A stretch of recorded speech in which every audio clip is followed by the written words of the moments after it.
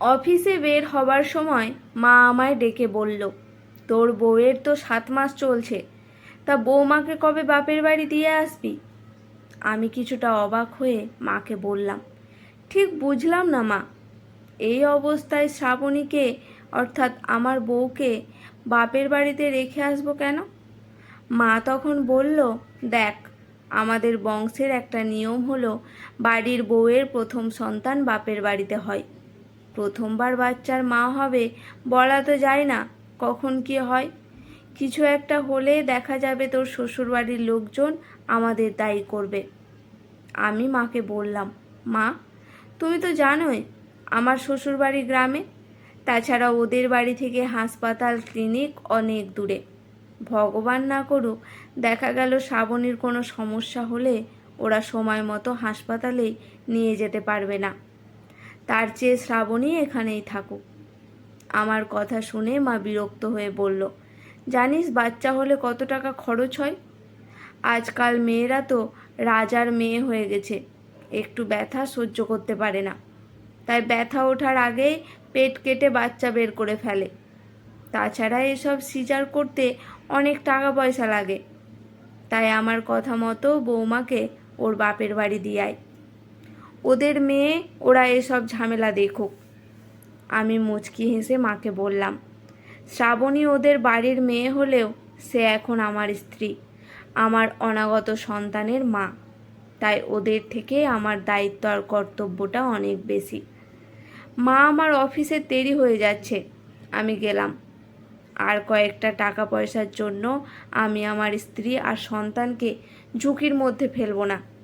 এই কথা বলে আমি যখন মার রুম থেকে বের হলাম, তখন খেয়াল করি শ্রাবণী দরজার আড়ালে দাঁড়িয়ে আছে। আমায় দেখে শ্রাবণী শুকনো হাসি হেসে বলল, আকাশ, ঈশ্বরের কৃপায় আমার কিছু হবে না, তুমি আমায় আমার বাপের বাড়িতে দিয়ে এসো। শ্রাবণীর শুকনো হাসির পিছনে কতটা কষ্ট আর অভিমান জমা ছিল সেটা আমি ঠিক বুঝতে পেরেছিলাম। আমি ওর হাতটা ধরে বললাম, তোমার মুখে শুকনো হাসি মানায় না, সতেজ হাসিটা বেশি মানায়। চিন্তা করো না, আমি আছি তো তোমার পাশে। অফিস থেকে ফিরতে ফিরতে বিকেল 5টা বেজে গেল। আমি তড়িঘড়ি করে বাড়িতে ঢুকে শ্রাবণীকে বললাম, তুমি তৈরি হয়ে নাও, ডাক্তারের কাছে যেতে হবে। শ্রাবণী বলল, আমি ঠিক আছি তো, শুধু শুধু ডাক্তারের কাছে যেতে হবে না।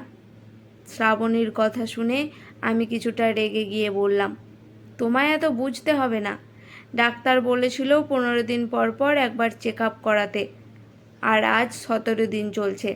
যাও, তৈরি হয়ে এসো। শ্রাবণীকে নিয়ে বাড়ি থেকে বের হওয়ার সময় মা আমাকে দেখে বলল, তোদের ঢং দেখে আর বাঁচি না, আমিও তো 2 সন্তানের মা হয়েছি, আমার কখনো 2 দিন পর পর ডাক্তারের কাছে তোদের মতো দৌড়াতে হয়নি। মার কথা শুনে আমি হেসে বললাম, মা, দরজাটা লাগিয়ে দাও, আমাদের আসতে 1 ঘন্টার মতো দেরি হবে। ডাক্তারের চেম্বারের সামনে যখন বসেছিলাম তখন খেয়াল করি শ্রাবণী মাথা নিচু করে নীরবে চোখের জল ফেলছে। আমি ওর হাতটা শক্ত করে ধরে বললাম, প্লিজ, মার কথায় কিছু মনে করো না, সেকেলের মানুষ, তাই এত কিছু বোঝে না, আমি আছি তো তোমার পাশে। অফিসের বস অ্যাপ্লিকেশনটা পড়ে আমার দিকে তাকিয়ে বললেন, বাচ্চা হবে আপনার স্ত্রীর, আর আপনি ছুটি চাইছেন 1 মাসের, ব্যাপারটা কি? আমি বসকে বললাম, স্যার, আমি এখন থেকে পুরোটা সময় আমার স্ত্রীর পাশে থাকতে চাই। বস কিছুটা অবাক হয়ে বলল, তাই বলে 1 মাসের ছুটি আমি আপনাকে কিভাবে দেব? আপনি মহিলা হলে আপনাকে না হয় গর্ভকালীন ছুটি দেওয়া যেত, কিন্তু আপনি তো পুরুষ, আপনাকে কিভাবে এতদিনের ছুটি দিই? আমি বসকে বললাম, গর্ভকালীন ছুটিটা একজন গর্ভবতী মহিলার পাশাপাশি একজন পুরুষেরও প্রাপ্য। প্রতিটা পুরুষের দায়িত্ব স্ত্রীর গর্ভকালীন এই সময়ে স্ত্রীর পাশে থাকা, তেমনি প্রতিটা স্ত্রীও চায় এই সময়টাতে তার স্বামী যেন তার পাশে থাকে। 6 বছর চাকরি করে এই কোম্পানিকে আমি অনেক কিছু দিয়েছি, কোম্পানি কি আমায় এখন 1 মাস সময় দিতে পারে না? আমি তো বেশি কিছু চাইনি। বস আমার কথাগুলো চুপচাপ শুনে বলল, ঠিক আছে, আপনি যান, আমি বিষয়টা দেখছি। কয়েকদিন হলো বড় দিদি আমাদের বাড়িতে এসেছে। আমি খেয়াল করছি বড়দির যে কাজগুলো নিজের করা উচিত সেই কাজগুলো শ্রাবণীকে দিয়ে করাচ্ছে।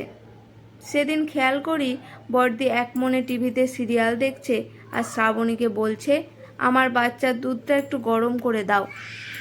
আরেকদিন শুনি বড়দি বিছানায় শুয়ে শুয়ে শ্রাবণীকে ডেকে বলছে, আমার মাথাটা খুব ব্যথা করছে, আমায় এক কাপ কড়া করে কফি বানিয়ে দাও তো। আজ সকাল থেকেই শ্রাবণীর শরীরটা একটু খারাপ। এই অবস্থায় বড়দি শ্রাবণীকে বলল, তোমার হাতের পাটিসাপটা পিঠা তোমার জামাইবাবু খেতে খুব পছন্দ করে, তুমি আজ আমায় কতগুলো পাটিসাপটা পিঠা বানিয়ে দিও। আমি খুব অবাক হচ্ছিলাম আমার বড়দির কথা শুনে, তাই কিছুটা রেগে গিয়ে বললাম, তোর বরকে তুই নিজে পিঠা বানিয়ে খাওয়া, তুই আমার বউকে বলছিস কেন? বড়দি মুখ বাঁকিয়ে বলল, বউয়ের চামচাগিরি করছিস নাকি? আমি বললাম, কেন, চামচাগিরি করছি না, শুধু তোর মতো একটা শিক্ষিত মেয়ের ভুলগুলো চোখে আঙুল দিয়ে দেখিয়ে দিতে চাইছি। তুই নিজেও এক বাচ্চার মা, তুই তো বুঝিস এই সময় একটা মেয়ের কত রকম সমস্যা হয়। তুই কি করে এই অবস্থায় আমার বউকে বলিস তোর বাচ্চার দুধ গরম করে দিতে, তোর জন্য কফি বানিয়ে দিতে, আর আজ বলছিস তোর বরের জন্য পিঠে বানাতে? মেয়েটা প্রথমবার মা হচ্ছে, মনে কত রকমের ভয় থাকতে পারে। কোথায় তুই শ্রাবণীকে একটু সাহায্য করবি, একটু মনে সাহস দিবি যেন সে ভয় না পায়, তা না করে উল্টে তুই ওকে পিঠা বানাতে বলছিস। এমন সময় মা খুব রেগে গিয়ে বলল, আমি এমন ছেলে পেটে ধরেছি যে কিনা নিজের বউয়ের জন্য নিজের বড় বোনকে কথা শোনাচ্ছে। কি এমন তোর বউকে বলেছে যে তুই তোর বোনকে কথা শোনাচ্ছিস? কয়েকটা পিঠা বানিয়ে দিতেই তো বলেছে, অথচ তোরা যখন পেটে ছিলি তখন আমি সংসারের সমস্ত কাজ একা হাতে করতাম। আমি মার দিকে তাকিয়ে হেসে বললাম, মা, আমার দিদি যখন প্রেগনেন্ট ছিল তখন তুমি 5 মাস যেতে না যেতেই দিদিকে শ্বশুরবাড়ি থেকে আমাদের বাড়ি নিয়ে এসেছিলে, যাতে দিদির ওখানে সংসারের কোনো কাজ করতে না হয়। আমি দেখেছি দিদিকে দিয়ে তুমি কাজ করানো তো দূরে থাক, দিদিকে কখনো রান্নাঘরে যেতে দাওনি। সেই তুমিই ছেলের বউয়ের বেলায় এতটা বদলে গেলে। আমি যখন মা আর দিদিকে কথাগুলো বলছিলাম তখন শ্রাবণী আমাকে বারবার থামতে বলছিল। তখন বড়দি শ্রাবণীকে বলল, থাক থাক, নিজের স্বামীকে মা বোনের ওপর খেপিয়ে দিয়ে এখন আমাদের চোখে ভালো সাজতে হবে না। কথাটা শুনে শ্রাবণী মাথা নিচু করে অন্য রুমে চলে গেল। আমি বড়দির দিকে তাকিয়ে বললাম, মূর্খ মানুষ অবুঝ হলে তাকে বোঝানো সহজ, কিন্তু কোনো শিক্ষিত মানুষ অবুঝ হলে তাকে বোঝানো সত্যি খুব কঠিন। রুমে ঢুকে দেখি শ্রাবণী জানালার গ্রিল ধরে বাইরে তাকিয়ে আছে। আমি ওর কাঁধে হাত রেখে বললাম, চিন্তা করো না, আমি আছি তো তোমার পাশে। শ্রাবণী আমার দিকে ফিরে শুকনো হাসি দিল। আমি আবার তখন তাকে বললাম, তোমার মুখে শুকনো হাসি মানায় না, সতেজ হাসিটা বেশি মানায়। একটি মেয়ের ভরসার সবচেয়ে বড় অবলম্বন হলো তার স্বামী। তাই প্রতিটি পুরুষ যদি তার বউ এর প্রতি এমনভাবে দায়িত্বশীল হয় তাহলে কোনো মেয়েকে আর নির্যাতিত হতে হবে না। আজকের এই ছোট্ট নিবেদনটি কেমন লাগলো অবশ্যই জানাবেন। যদি ভালো লেগে থাকে একটি লাইক করে সাবস্ক্রাইব করে আমার পাশে থাকবেন।